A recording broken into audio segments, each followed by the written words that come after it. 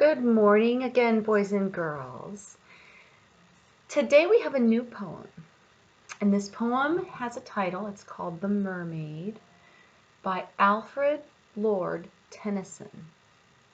All right, when you recite a poem, you say the title and the author, and then you begin saying the poem. So if I was going to recite it, it would sound like this. The Mermaid by Alfred Lord Tennyson. Who would be a mermaid fair, singing alone, combing her hair, under the sea in a golden curl, with a comb of pearl on a throne? And sometimes the hand movements help me remember the words better. So your new job is to start saying these phrases and parts of the poem a little bit each day until you feel like you have the poem memorized. So moms and dads, it is going to be, and siblings, your job to help your child memorize this poem so that he or she may recite it for the class at some later time. Let's hear, or let's watch as Mrs. Burrows shows you a way you could illustrate your poem using some of the principles that we talked about the last time we illustrated our poem, which was really a prayer. That was when we did our Agnus Dei and we drew a lamb and a cross. And today we're going to draw a mermaid in the sea. And we're still going to use some of the normal shapes that we see in our life and in our world. There's our circle. We might use our square or our rectangle. And today we are going to use a triangle. I call these curly cues. And these are waves. That's fun. We're also going to talk about color and labeling today. So that's what I want you to do really well as you finish up pre-K and go on to kindergarten. Alrighty? So the first thing I always do is I write my name on my paper because we're good at that. So I'm going to start with name on your paper. First thing.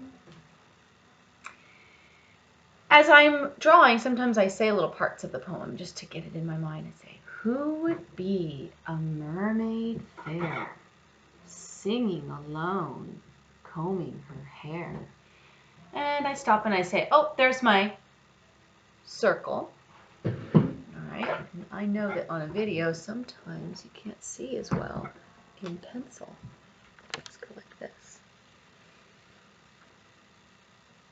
All right. I began with my first shape. It was a circle.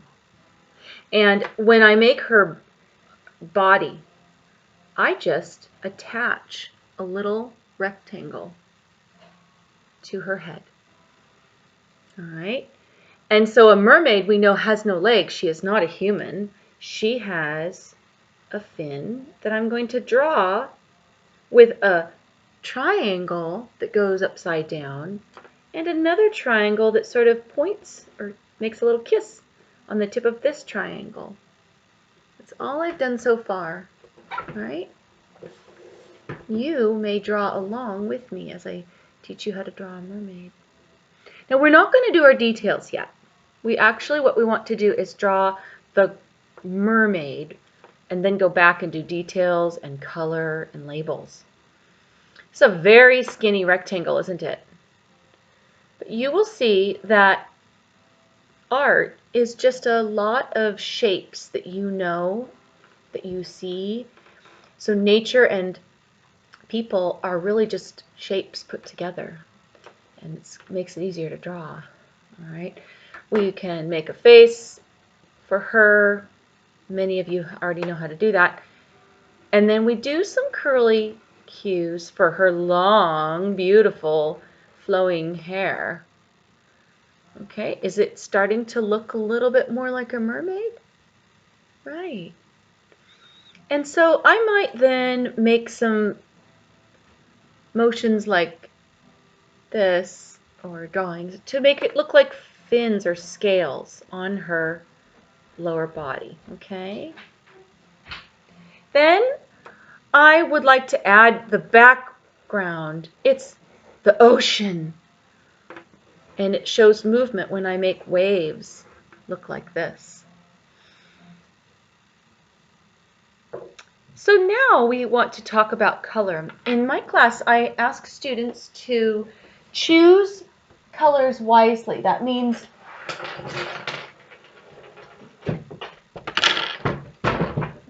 if I am 4 years old, I should include at least 4 colors. If I am 5, I should include 5 colors. Looks like this person might be 3. So in this example, we're going to add some more colors to make it look like a 5-year-old did it. I would like to give this one red hair so she looks a lot like Ariel. 1.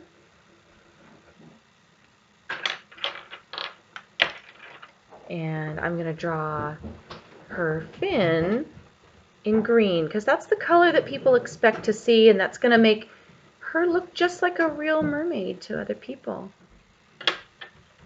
Okay, and then I'm going to use my blue to make the ocean. Okay, and I might even go like this. Okay. What do I have? 1, 2, 3.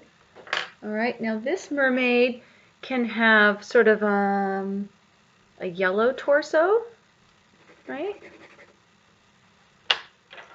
Or maybe she can have a pink torso because she's wearing like a pink top. All right, very good. And so last, we have maybe some rocks in the background. And sometimes I even use pencil to look like gray or silver. It can be used as a color. 1, 2, 3, 4, 5. And the last thing I want to point out to you, boys and girls, is the way I label.